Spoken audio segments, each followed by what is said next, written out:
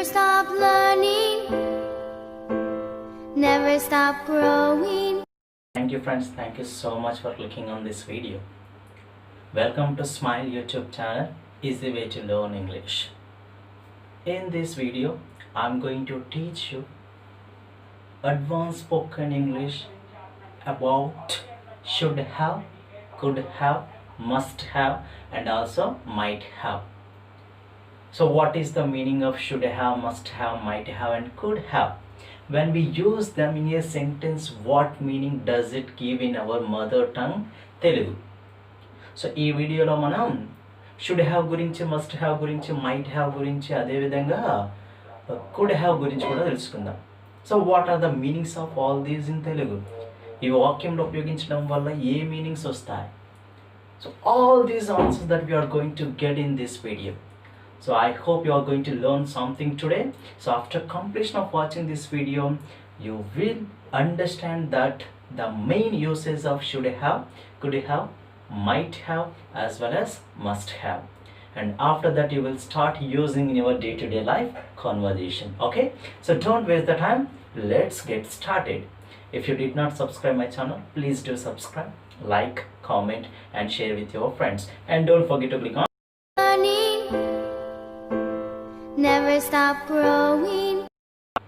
Okay, so what is all about this should have, could have, must have, as well as might have? What are the meanings of all these? అసలు ఈ should have అంటే ఏమిటి, could have అంటే ఏమిటి, might have అంటే ఏమిటి, అదేవిధంగా must have అంటే ఏమిటి? వీటిని వాక్యంలో ఉపయోగించడం వల్ల ఏ మీనింగ్ వస్తుంది? So those things we are going to learn now. Okay, so should have. So before getting to know about the meanings of all this, let me give you some Telugu examples. So some examples I'm going to give you in our mother tongue in Telugu. Okay, so for example, నువ్వు అడిగి ఉండాల్సింది, అతడికి తెలిసి ఉండొచ్చు, ఆమె చెయ్యగలిగేది, అతడు తప్పకుండా వచ్చేవాడు, వాళ్ళు అడిగి ఉండేవారు, నువ్వు అడగకుండా ఉండాల్సింది, నువ్వు వెళ్ళి ఉండాల్సింది. All this sentence we use in our mother tongue. Don't we use? We use them. So those we are going to learn in this video. Should have అంటే చేసి ఉండాల్సింది, నువ్వు ఇంగ్లీష్ నేర్చుకొని ఉండాల్సింది. You should have learned English. నువ్వు అడిగి ఉండాల్సింది. You should have asked. ఆమె వెళ్ళి ఉండాల్సింది. She should have gone. అతడు రాసి ఉండాల్సింది. ఈ should have return. To know and to frame this sentence we should know about V3 form. అసలు V3 form అంటే ఏంటి? So it is called past participle form. Suppose if you take go, otherwise if you take come, otherwise if you take any other verbs like go, come, eat, walk, each verb has different forms, and we know that we have 5 forms of verbs. In those 5 forms of verbs, you are using the third form. For example, go, went, gone. We are using gone here. Eat, ate, eaten. We are using eaten here. So you should use V3 form. Okay, what is the sentence structure here? Subject, should have plus V3 plus object. If you are using this sentence structure, ఈ sentence structure గాని ఉపయోగిస్తే a meaning వస్తుందండి? చేసి ఉండాల్సింది. ఏదైనా ఒక పని చేసి ఉండాల్సింది అనేటప్పుడు మనం ఈ వాక్యాన్ని ఉపయోగిస్తాం. ఆ పని జరగకపోయినా జరిగి ఉంటే బాగుండు అనిపిస్తుంది. అలాంటప్పుడు మనం ఏం చెప్తామండి? చేసి ఉండాల్సింది. నువ్వు అడిగి ఉండాల్సింది. You should have asked me.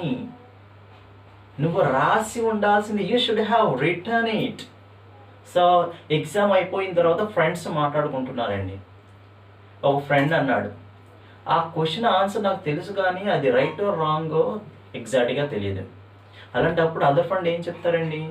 You should have return. నువ్వు రాసి ఉండాల్సింది. Whether it is right are wrong it doesn't matter, but you should have return. నువ్వు రాసి ఉండాల్సింది, నువ్వు ప్రయత్నించి ఉండాల్సింది. You should have tried. Tried.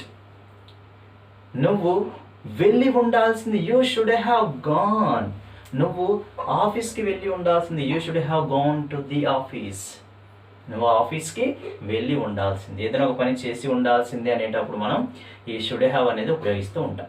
Not only to you, you can use all the subject. ఆమె అడిగి ఉండాల్సింది. She should have asked. అతడు అడిగి ఉండాల్సింది. He should have asked. వాళ్ళు అడిగి ఉండాల్సింది. They should have asked. ఏదైనా ఒక పని చేసి ఉండాల్సింది అనేటప్పుడు మనం ఈ షుడ్ హ్యావ్ అనేది ఉపయోగిస్తాం. చెయ్యకుండా ఉండాల్సింది అనేటప్పుడు very simple, you should use should not have. You should not have asked them. నువ్వు వాళ్ళని అడగకుండా ఉండాల్సింది. You shouldn't have scolded them. నువ్వు వాళ్ళని తిట్టకుండా ఉండాల్సింది. ఏదైనా ఒక పని చేయకుండా ఉండాల్సింది అనేటప్పుడు మనం షుడెంట్ హ్యావ్ అనేది ఉపయోగిస్తాం. Okay, in the same manner we are using must have, but here we are giving a stress on it. So when you want to stress on something to tell about, ఏదైనా ఒక పని తప్పకుండా చేసి ఉండాల్సింది. నువ్వు తప్పకుండా అడిగి ఉండాల్సింది. You must have asked me. నువ్వు తప్పకుండా వెళ్ళి ఉండాల్సింది. You must have gone there. నువ్వు తప్పకుండా రాసి ఉండాల్సింది. You must have return. ఏదైనా ఒక పని తప్పకుండా చేసి ఉండాల్సింది, తప్పకుండా చెయ్యకుండా ఉండాల్సింది అనేటప్పుడు మనం must have and must not have అనేది ఉపయోగిస్తాం. Okay, so if you frame different sentence, so definitely you will understand the main uses of should have and must have. Okay, so try to frame different types of sentences. So when you frame different sentences, then you can frame wonderful sentences. So where we use these sentences in our day-to-day life. ఎక్కువగా ఉపయోగిస్తూ ఉంటామండి. అలా చేసి ఉండాల్సింది, ఇలా చేసి ఉండాల్సింది, అలా చేయకుండా ఉండాల్సింది, ఇలా చేయకుండా ఉండాల్సింది. ఓకే, నువ్వు అలా చేసి ఉండాల్సింది. You should have done like that. నువ్వు ఎలా చేసి ఉండాల్సింది. You should have done like this. I hope it is clear to you. So should have means చేసి ఉండాల్సింది. షుడ్ నాట్ హ్యావ్ మీన్స్ చేయకుండా ఉండాల్సింది. మస్ట్ హ్యావ్ మీన్స్ తప్పకుండా చేసి ఉండాల్సింది. మస్ట్ నాట్ హ్యావ్ మీన్స్ తప్పకుండా చెయ్యకుండా ఉండాల్సింది. The next one is could have. చెయ్యగలిగే వాడిని. What that? చెయ్యగలిగే వాడిని. ఏదైనా ఒక పని చెయ్యగలిగే వాడిని అనేటప్పుడు మనం కుడ్ హ్యావ్ అనేది ఉపయోగిస్తాం. నేను రాయగలిగే వాడిని. అతడు చూపించి ఉంటే నేను రాయగలిగే వాడిని. బట్ రెండు యాక్షన్లు కూడా ఇక్కడ అవ్వలేదు. అతడు చూపించలేదు అండ్ నేను రాయడం కూడా అవ్వలేదు. కానీ దాన్ని మనం కొంచెం ఆలోచించి చెప్తుంటాం. అలా జరిగి ఉంటే బాగుండు అనిపిస్తుంది. సో అలాంటి టైంలో మనం వీటిని ఉపయోగిస్తాం. నువ్వు చూపించి ఉంటే నేను ఎగ్జామ్ రాయగలిగేవాడిని. I could have written the exam. నేను ప్రయత్నించగలిగేవాడిని. నాకు ఎవరైనా సపోర్ట్ చేసి ఉంటే I could have tried it. నేను అడగగలిగేవాడిని. ఎవరైనా సహాయం చేసి ఉంటే ఐ కుడ్ హ్యావ్ ఆస్క్డ్. ఏదైనా ఒక పని చెయ్యగలిగేవాడిని అనేటప్పుడు మనం కుడ్ హ్యావ్ అనేది ఉపయోగిస్తాం. Okay, and the next one, when you are using another word like would instead of using could, then meaning will be changed. What is the meaning of that? would have అంటే చేసేవాడిని, could have అంటే చెయ్యగలిగేవాడిని. Just replace could with would. నేను అడిగేవాడిని, I would have asked. నేను అడగగలిగేవాడిని, I could have asked. నేను రాయగలిగేవాడిని, I could have asked. నేను రాసేవాడిని, I would have asked. ఏదైనా ఒక పని చేసేవాడిని, చెయ్యగలిగేవాడిని. చేసేవాడిని కాదు, చెయ్యగలిగేవాడిని కాదు. అలాంటి సమయంలో మనం would have and could have అనేది ఉపయోగిస్తూ ఉంటాం. And coming to the last one which we use a lot in English language, that is might have. చేసి ఉండొచ్చు. చేసి ఉండొచ్చు. అతడు వచ్చి ఉండొచ్చు. He might have come. అతడు వెళ్ళి ఉండొచ్చు. He might have gone. నువ్వు న్యూస్ పేపర్లో చదివి ఉండొచ్చు. You might have read in newspaper. అతడు అడిగి ఉండవచ్చు. He might have asked. ఏదైనా ఒక పని చేసి ఉండొచ్చు అనేటప్పుడు మనం might have అనేది ఉపయోగిస్తాం. చేసి ఉండకపోవచ్చు అంటే might not have done.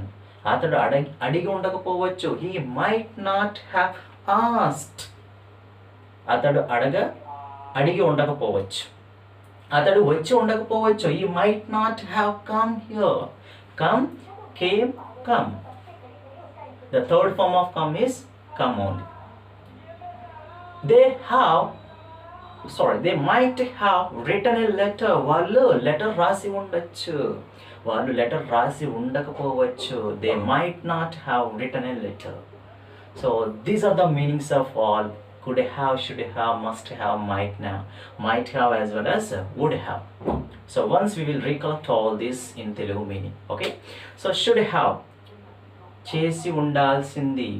Should not have, చెయ్యకుండా ఉండాల్సింది. Must have, తప్పకుండా చేసి ఉండాల్సింది. Must not have, తప్పకుండా చెయ్యకుండా ఉండాల్సింది. Could have, చెయ్యగలిగేవాడిని. Could not have, చెయ్యగలిగి ఉండేవాడిని కాదు. Would have, చేసేవాడిని. Would not have, చేసి ఉండేవాడిని కాదు. Must have already got it over. Might have, చేసి ఉండొచ్చు. Might not have, చేసి ఉండకపోవచ్చు. So try to frame different sentences and use in your day-to-day life whenever it is necessary. Okay? So that is all about should have, must have, might have, could have and would have. I hope it is clear to you. And if you still have any doubts, you can leave a comment. Thank you friends. Thank you so much for watching this video. If you did not subscribe my channel, please do subscribe, like, comment and share with your friends. And don't forget to click on bell icon. So whenever I upload any videos about spoken English, so definitely you will get a notification.